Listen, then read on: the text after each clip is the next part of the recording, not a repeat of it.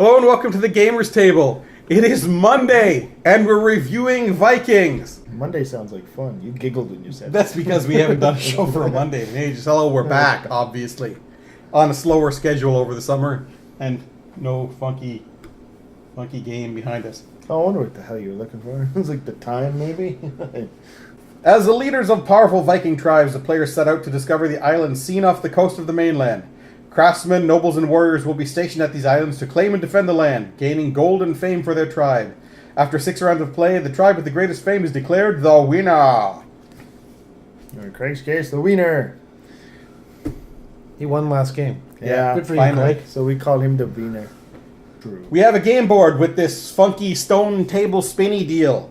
There is cubes for marking your place on the score track and marking your L-shaped island thing You to got show your- what color you are. Got your money chits, your different Vikings, and the different colors representing the different casts.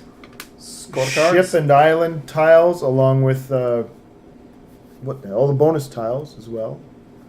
Scoring cards. And the rule It seems book. like I mean, the rule book, it's not big, so it's easy to figure out how to play. And then you start playing it, and it's way more interactive than you think, and it's so fast. I definitely recommend playing with the bonus tiles. They make the it's game not much more super interesting. fast, but it's one of those games that it feels after you got done playing it was the right length of time. You know, Yeah. you didn't want to play it for too much longer, and I mean, you felt like actually. I find this game ends a little too soon sometimes, but You're It's- in it's- position for final it's got scoring that- when final scoring comes. Even if you're not Yeah. quite ready, you're in position to do good Yeah. points. It's not like you get to the final score and so I didn't do any of the things I needed to do. I'm going to get like 4 points. Everybody scores pretty well. well, it depends on how you play. Yeah. You could certainly make yourself score really crappy. If So That this was game your starts goal. by dividing the tiles. Well, everybody gets the L shape, and everybody gets a starting tile with a Viking dude marked on the back so you know it's a starting tile. Then you take all the tiles that are islands, tiles that are boats, put them into 6 piles of 12 and put them on the board. And then you take the bonus tiles, divide them into 2 piles, put them on the board. Then you throw all the Viking dudes in a bag. Give everybody $25. If there's 3 people. 2 players 30 gold, 4 players 20 gold. Right. That's the difference. Then you take the first stack of tiles, put them around the board, starting at the 0 with the islands, starting at the 11 with the ships, and going around till the 2 types meet. And then you will pull 12 Vikings out of the bag, and based on the order of the colors, you will place them around the stone table as well. And then you go around, whoever is the start player gets to grab a tile with his matching Viking for the amount of money they want to pay. You cannot pay for the 0 unless it's the only Viking left of that color, Or unless you're if completely you broke. just have no money to buy anything else. You can spend victory points as money if you're stuck, But there's you're no you're never obligation. you're not forced to spend victory points if you don't want to. Right. Now, even if you got $1 left, you can take the 0 if there is no tile on the $1 space. There'd be 2 there. But seeing it, like we said, you're not obligated to spend victory points. That means you are able to take the 0 at that point. Now, the big question is, why do they got this goofy stone table, and how am I going to get stuff for cheap?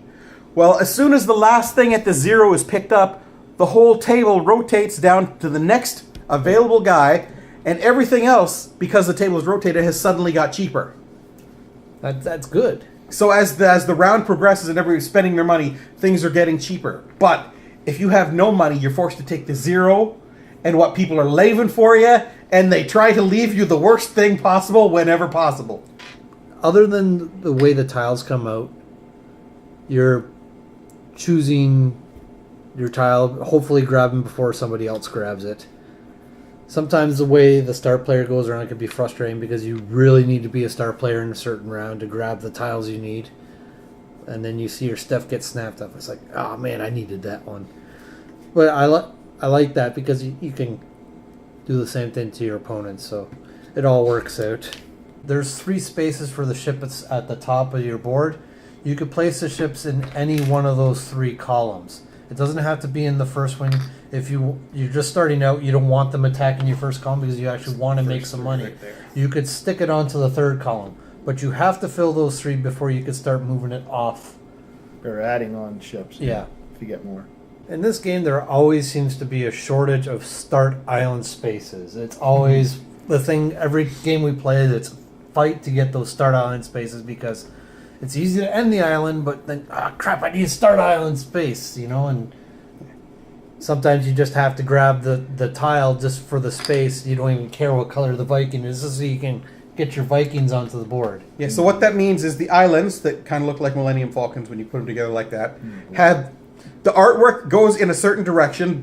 You can tell by the color of the coast. They have to always go upright. This starts an island. This ends an island, and there are centerpieces. There are several different styles of centerpiece, but they're all the same. They just go in the middle. That's a closed-off island. That's a closed-off island. You can have as many middle spaces in there as you want. That isn't, obviously. Yeah, and at the end of the game, there's victory points for having the most completed island. So you would get victory points for the island if it was like that, but not like that. But you can place a tile like this if you need to. You don't have to continually connect them. You can place them wherever they will match up. Now, the special tiles generally enhance your rows that are producing either gold victory points or whatever. Well, I see it's pretty much just golden victory points. So, for example, your nomad here, not nomad. Noble. I don't know. And noble, which is a red dude. If you get the red special tile here, it adds an extra victory point on to the 2 that he's already getting. So any red guy that's not being attacked by a ship there and is protected by a warrior will score 3 victory points. So as you see, I get 4 here. That's 12. It's the gold one, same thing. It just adds to your gold. For every guy who you have that gets gold, makes more gold. Now, not everyone, well, actually, they all will go to left-hand side here. But some of them, like the boatswain, which is just the boat picture and not with the man on it, will get used up. See that, but Yeah, will get used up. Like all the boatswains, when you bring guys down from the top, will get used up and taken out. now this is only if you're playing the advanced game. The basic game, you don't use the bonus tiles, and this game does something I like. It has stuff you can add in or not add in. You can add the bonus tiles if you want. You could play with the bonus tiles and keep the boatswains basic, or you can the basic boatswains you can use a boatswain to move all of one color or one of each different color Where is the from advanced off the rule? board onto your board. The advanced rules are over there. Yeah, well, it is. But otherwise, if you're playing the advanced boatswain, you can only move your guys during the big scoring, large scoring, whatever. And one boatswain can bring one guy down to the island, and that's the maximum they do. If you're playing with the basic boatswains and the bonus tiles, you would take the canoes out. Yeah. You've got six rounds of play here with 12 tiles and 12 Vikings on each round. That's 72. So the first, third, and fifth round. Hey, good job. The first, third, and fifth round is what we call small scoring. They call it, not just us. Yeah, well, yes. But just on the small scoring rounds, you only score or bring in money for your goldsmiths for each one that's protected by a warrior. On the large scoring rounds, which They is don't second, have to be protected by a second, warrior. fourth, and well, if there's no ship to attack them, then they're okay. The second, fourth, and sixth rounds, you do large scoring, but on the very last round, you also do the end game scoring, and that's the only time you must use your boatswains to bring guys down if possible. I'll just mention the boats because you brought it up. There are 4 different colored sails on the boats. That's how far down they attack on your board. So the yellows would attack down to the goldsmiths. The fishermen, or the blue would attack all the way down to the fishermen. And then you got the green and the red as well. And if you happen to have a warrior protecting your guy, the warrior's the black pawns that go in the first one, then instead of losing stuff, you will gain whatever set on. So this one, if a warrior's protecting it, will earn you 3 victory points in every large scoring, and this one will earn you another $5 every large scoring. So it's in many ways it's worth grabbing these ships just because that's $5 and I got a warrior to protect it. All right. Yeah. So You only lose the stuff on the ships at the end of the game. You don't lose stuff during the large if scoring. they're not guarded or whatever. Yeah. So yeah, like we mentioned, the small scoring was just getting money for your goldsmiths, but the large scoring and the end game scoring actually have steps you follow through. And the large is basically you start at the top with the boatswains and move down towards the bottom of the board for each row, and If they're all protected or there's no ships attacking, then you do your scoring depending on that. And then the end game scoring is other bonuses like having the most completed islands and stuff like that. Longest island. Longest island, most unused boat swains left over, things like that. Wrapping up for Vikings, the theme. No, I mean you're Vikings. No, you're placing tiles and protect them with your different colors. It's really. I don't the theme could be feel anything. like I'm leading a Viking tribe when I play this game. No. Easy to play, very much so. Like as I said, first read through the rule book, it seemed like it would be a very dry game. It's not. There's a lot more activity going around the table all the time, and because it is so quick, you're always paying attention. You don't have time to start telling stories about the game of Battlestar Galactica we played last week or whatever. You got to concentrate on this. There's Not always until time I for will. that. Nothing will stop me. Yeah, I know. Okay. Nothing will stop. And fun to play. Yeah, it is, because this is a great gateway game. Because you don't need to know, the theme doesn't matter. You're just sort of learning the mechanics of how board games work in the games that are not roll and move type games. This is the kind of this takes you the step in without being something that's, oh man, there's too much stuff to think about. It's all really clear and in front of me. I give Vikings an 8.5. It is a very good game. I enjoy it quite a bit. It's not overly complicated. And if you played it a couple of times, it's really not that hard to explain. You might miss one or two things, but after That's what rule books are for. Yeah, exactly. That's what rule books are for. And so, but the gameplay itself, I think all the mechanics work fairly well. You can maybe get hosed a little bit on random tile drawing and guys coming out on the board. It does come down to timing too, depending on who buys what's left over for you to buy, how much money you got left, how many ships come out, how many islands come out. Or when things the start like islands that. don't show up until like round 5. Oh yeah, it can depend on the mix that's out there for random draw there. But that hurts everybody. And yeah, but you look what we've got out here. We got like 3 or 4 ships. Well, you got a whole bunch, but you were able to protect some of them and stuff. This is the one game I was not able to actually pay for my guys. I just did not get enough fishermen to feed all my guys in. But overall, very good game. I'm going to give it an 8. I really like the game. It's dry in the sense there's no chance. It's like decisions. There's a randomness about the game, so it'll be a different game every time. You'll get a different mix of Vikings that come out every round, a different mix of tiles. So while it's the same game, the way the tiles and the guys come out will definitely change the flavor of the game. Because there will be games where you'll get all the fishermen in one round, and then pretty much no more the following rounds, and it's sort of like, yeah, I got 3 the first round, and that's all I got the entire game. So now I'm losing points. Yeah. You really have to manage your money well in this game. I find you have to spend to get what you really need, and otherwise, just try to save up.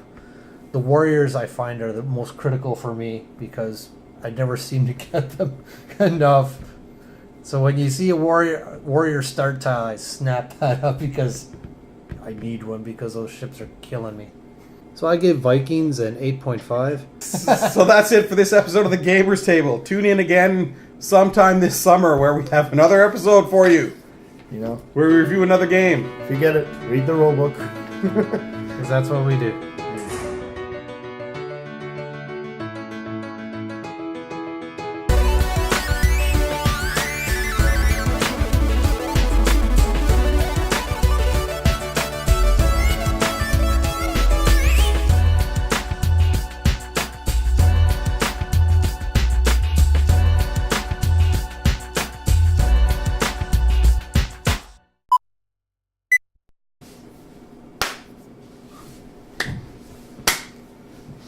Damn mosquitoes.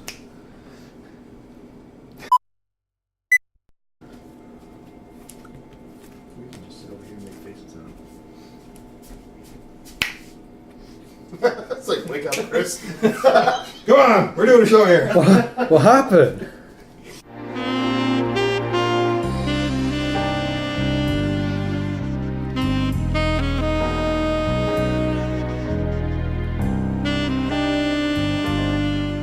I need your help.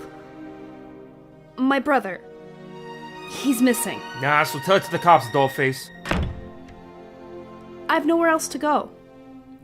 So tell me about your brother. He works at the university, doing research for several of the professors. Internet searches for strange happenings. Things of that sort. Strange happenings? What kind of strange happenings? He's heading to the apartment. Should I stop him?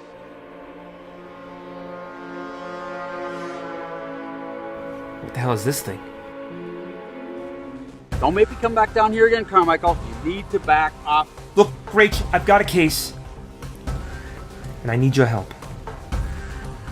I'm being tailed by lurking strangers and warned off the case by angry cops. He contacted her, just like you said he would. Very well. Perhaps we should lend Mr. Carmichael some assistance ourselves.